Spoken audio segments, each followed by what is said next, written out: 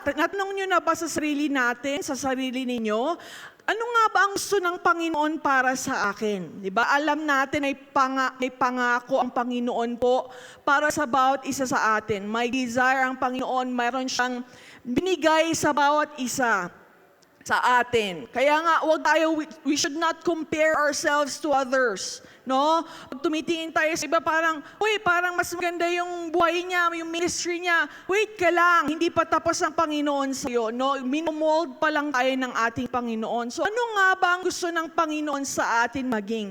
What kind of disciple God wants me to be? Okay?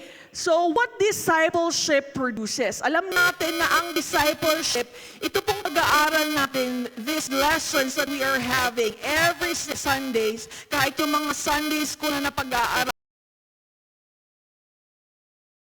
Sunday school rooms, sa Wednesday Bible studies, it's part of our growth. Ano nga ba yung naiproproduce po ng mga ito sa atin? Okay? Meron palang naipoproduce. Kahit minsan feeling natin walang nag-i-improve sa buhay natin. Walang nag-i-improve sa ating pagiging Kristiyano. Pero meron. Sabihin mo meron. Amen. Hindi po smooth sailing ang pagiging Kristiyano. Parang buhay lang din yan. Parang araw-araw, may sunrise, may sunset. No? May happy days, may sad days. Hindi po agad-agad na naging Kristiyano na tayo ay okay na lahat. Okay na, memorize mo na lahat, good na, meron ka na agad fruit of the Spirit. It takes time. Kailangan gagawin natin yung part natin for us to grow. Amen. So ano nga ba yung mga naiproproduce ng discipleship? Okay, number 1 is transformation. Yes, information is part of discipleship. Nag-i-inform tayo. We are teaching. Agsurusuro tayo. Ayan. Natuturuan tayo every single time. So, i-desire natin na dapat may matutunan ako. Kahit alam ko na, no? Yan po ang talagang nailagay sa ating isipan na kahit sino man ang tumayo sa likod ng pulpito, kahit sino man nag-share ng devotion or nagtuturo or preacher, we are blessed na yun po ang nailagay sa ating isipan, sa ating puso na salita ng Panginoon yun. We should be receptive to the Word of God. Amen. So kailangan ng transformation. It's not just about information. Okay? Sa iba, iniisip nila ang Christianity, it is just outward action, outward change. Yes, it is important. May outward change. Anong nangyayari, no? We do our best. We try hard to be good. Yung mga masasamang ugali, pinipilit nating baguhin, no? Yung mga rules sa church, no? Iba-iba ang culture. Maganda na nadaanan natin yung kingdom culture and church culture. May iba nga po tayong culture. Kaya wag din natin i-compare yung Calvary Tabernacle Church sa ibang church. Kahit pare-pareho tayo ng United Pentecostal Church or meron tayong One God Apostolic, Tongue Token, Holy Rollers belief, yung salita ng Panginoon, iba-iba po tayo ng kultura. Okay? So meron tayong rules, lalo na pag tumatayo sa likod ng pulpito. Pero hindi natin pwedeng sabihin, dapat ganun din dun sa napuntahan kong church kasi ganito kami, ganyan. Hindi po natin maiko-compare. No? Kaya nga dito natututunan natin, meron tayong mga sinusunod, biblical, and yung para sa growth natin every single day. At sa pamilya, maski po sa pamilya. Kahit Kristiyano na tayo, may mga magulang dito, iba yung rules na ninyo sa bahay, sa rules namin sa bahay. May mga dito pamilya, may hazing sila. Meron silang, 10 palo every day para tumibay ang loob, mga ganon, di ba? Or sa iba naman siguro talagang, di ba, mahinahon, gentle parenting. But you cannot question them. Hindi mo pwedeng sabihin, yung parenting natin, Rebecca, hindi yun effective. Hindi, iba-iba kasi tayo ng anak. Hindi mo rin pwedeng sabihin na, kaya hindi naging kaya hindi lumago yung anak niya kasi ganito, ganyan. Hindi, we cannot question, no? Personal ang transformation. Kahit po United Pentecostal Church tayo, hindi tayo pare-pareho ng transformation. Nagigets po ba natin? Amen. Sabihin natin, amen. Kaya nga sa Romans 12 verse 2, di ba?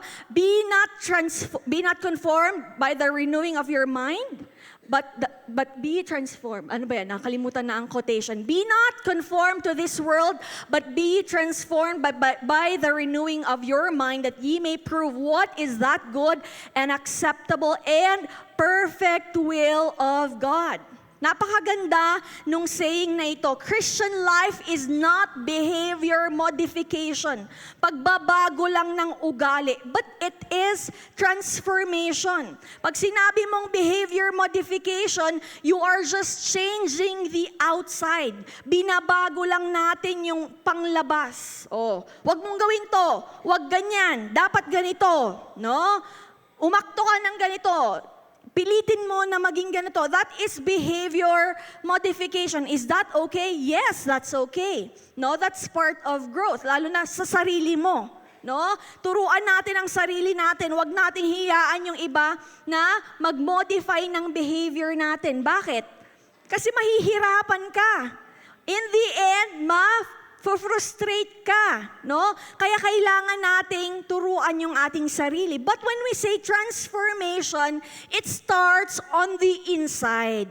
Sa loob po. Ayan. So, God changes our thoughts. Binabago niya ang ating isipan. Binabago niya ang ating desires, ang ating attitude, ang ating pananaw. Kaya mo bang baguhin yon? Hindi. Kahit po sabihin natin na babaguhin ko na yung ugali ko, bakit yung ugali mo pangit pa din? Di ba? Napapansin mo yon. Kahit hindi sabihin ng iba, marami kang napapansin sa sarili mo. Okay? Pag pinag-uusapan po natin ito, lagi nating ilagay sa ating isipan yung sarili natin. Huwag natin tignan yung katabi natin. Amen? Yes, para sa lahat ito, pero para sa akin ito. So, Lord, no, ano nga bang mga dapat kong baguhin? Pero yung mga bagay-bagay na hindi ko kayang baguhin, transform me. Baguhin mo ako. Yung values, yung pananaw, yung mindset natin, ayan, hindi natin agad-agad pwedeng baguhin na sabihin natin, okay, babaguhin ko yan, yung pag-iisip ko. Kaya natin, on our own, dahan-dahan, no, yung mga, okay, gigising ako ng maaga, ganito dapat magsalita, yung mga modifications, behavioral modifications natin. But when we say transformation, pagbabago, ang Panginoon lang po talaga ang kayang magbago sa atin. Kaya nga sa pag-aasawa din, no, natututunan natin yan at naituturo yan lagi sa mga nanay. I hope sa mga tatay na ituturo din ito. Kaya nga sabi ko, dapat magturo din kami sa mga tatay. Hindi po, joke lang. Okay? Pero di ba, yung laging nasasabi sa mag-asawa, hindi mo pwedeng baguhin yung asawa mo. Ang tagal naming mag-boyfriend ni Pastor Juric, 8 years po kami mag-boyfriend. Pero nung nag-asawa kami, parang kakaibang tao naman itong napangasawa ko. Parang hindi siya yun. Di ba? Parang sabi ko, mahilig akong magbasa. Dapat magbabasa tayo. Nagba-Bible reading ako when I wake up in the morning. Paiyak-iyak ako, paluhod-luhod ako. Tapos, sinasabi ko sa kanya, bumangon ka dyan. Bakit ganyan? Pagka umiyak ka sa Panginoon, dapat may luha. Hindi mo yata nararamdaman yung presensya ng Panginoon. Mga gano'n, talagang binabantayan ko siya pag service. Hindi ka na-revive. Wala kang mang kaluha-luha yung pagkaso. Binabantayan ko siya. Sabi niya, yung relationship mo sa Panginoon, yun. Hayaan mo na mag-grow ka. Hayaan mo rin ako. Hindi tayo mag-grow pareho. Kapatid, diba? Iba-iba tayo ng walk with God. Yung paano ako magkaroon ng Bible time, hindi tayo pareho. Kaya yung pag-pray ko at nakita ko si Ma'am Sharon, kawawa naman yung prayer life ko. Pero sige, gagawin ko yung best ko. Ang ganda ng prayer life niya, pero gagawin ko rin yung best ko. Hindi ako magme-maintain dito. Pero hindi ko ipopush yung mga mas feeling ko mas lower sa akin para magbago sila. Hindi. Di ba? Gagawin ko lang yung best ko at sila, sige, i-assist ko sila. Walang mali na, yung pag-pray mo, di ba? Yung pag-pray mo kulang. 30 minutes, weak faith. Mga ganon tayo. Hindi po ganon.